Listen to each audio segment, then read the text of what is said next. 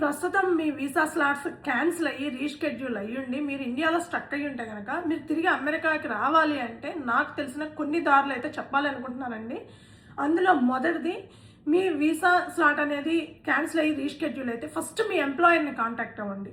అది 2 మంత్స్ అయినా 3 మంత్స్ అయినా మీ ఎంప్లాయర్ ఇండియా నుంచి వర్క్ చేయడానికి అలౌ చేస్తాడా లేదా అనేది కనుక్కోండి. అదొక దారి. రెండవది, మీరు ఇమ్మీడియట్గా ఇమ్మిగ్రేషన్ లాయర్ని కానీ అటార్నీస్ కానీ కాంటాక్ట్ అవ్వండి.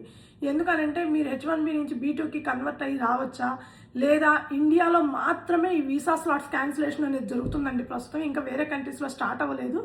ఆ లోపే మీరు వేరే కంట్రీస్లో ఏమన్నా వీసా స్లాట్స్ బుక్ చేసుకొని అక్కడ ఇంటర్వ్యూ అటెండ్ అవ్వడానికి పాసిబిలిటీ ఉంటుందా, ఇలాంటివన్నీ ఇమ్మిగ్రేషన్ లాయర్స్కి తెలుస్తుంటాయి. ఆ లూప్ హోల్స్ అనేవి అది కనుక్కోండి.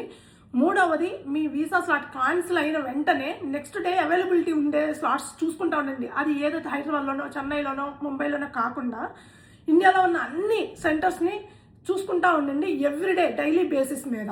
సో ఏదో ఒక దారి అయితే దొరుకుతుందండి, టెన్షన్ పడబాకండి.